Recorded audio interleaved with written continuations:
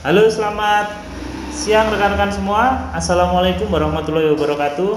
Masih tentang kode OTP ya. Jadi masih tentang kode OTP, kita coba analisa kenapa sih kok masih banyak banget orang-orang yang terkena penipuan kode OTP ya.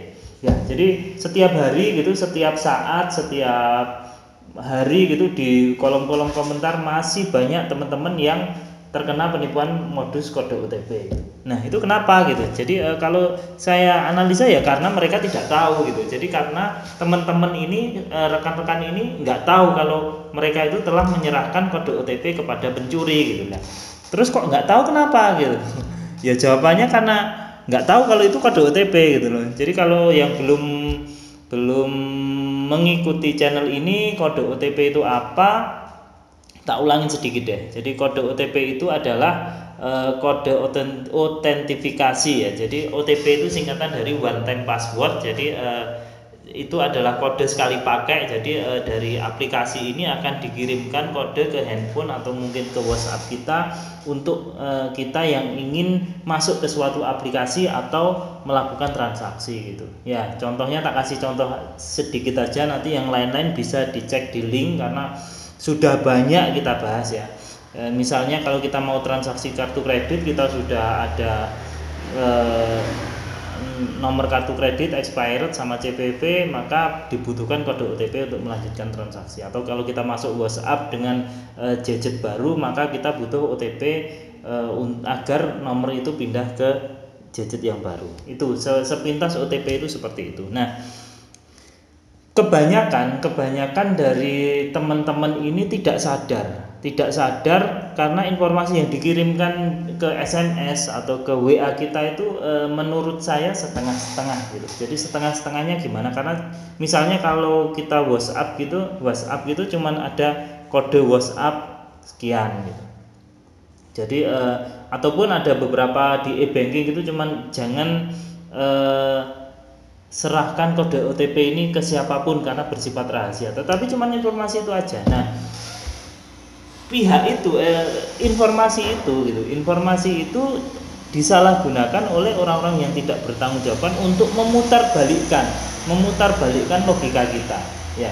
Jadi memutarbalikkan logika kita. Contoh jadi kartu kredit kemudian penipu sudah dapat informasi kartu kredit kita, dapat informasi expired, dapat informasi CVV kita ya.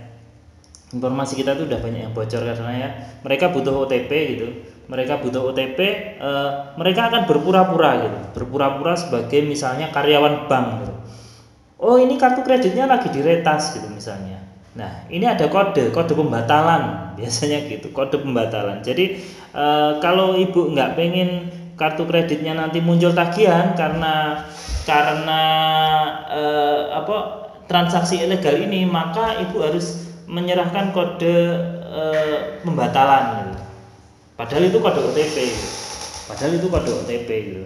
Nah, itu yang susah, jadi nggak sadar gitu. Atau misalnya WhatsApp gitu, ada orang mau membaca WhatsApp kita gitu, pura-pura dari pegawai Indomaret, oh salah voucher, tolong dikirim balik kodenya gitu, padahal itu kode OTP gitu. Nah, harusnya itu teman-teman harus waspada gitu lah. Sarannya gimana gitu kan ya.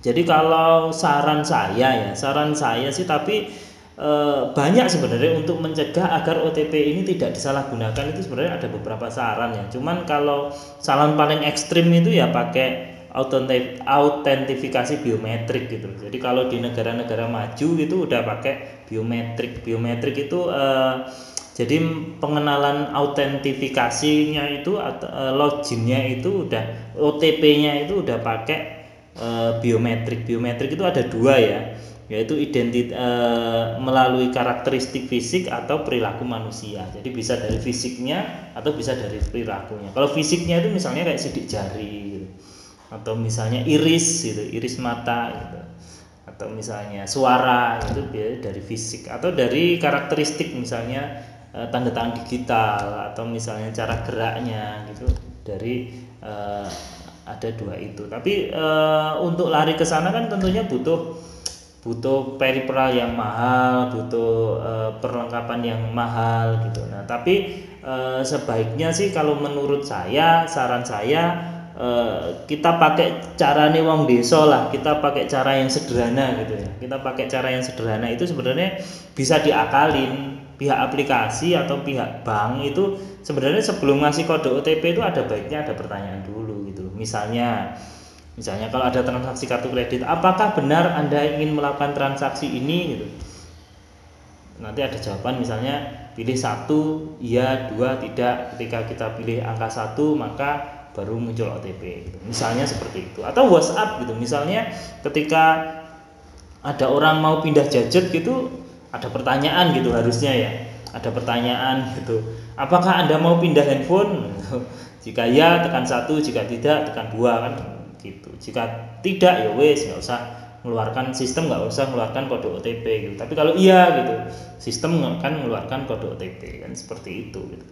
Jadi itu saran sederhana saya sih. Tapi terlepas dari belum diadaptasinya saran-saran itu, kita tetap harus waspada. Tiap hari Anda bisa lihat di komen-komen saya ya, komen-komen YouTube ini gitu. Tiap hari selalu ada korban modus OTP gitu. Jadi mungkin berbagi OTP-nya kali ini itu aja dulu ya. Ya, jadi teman-teman harus tetap waspada sambil menunggu. Mudah-mudahan teknologi biometrik segera digunakan sebagai pengganti OTP, atau paling enggak ya cara yang sederhana yang saya jelaskan tadi itu mudah-mudahan segera diadopsi sehingga tidak banyak korban lagi.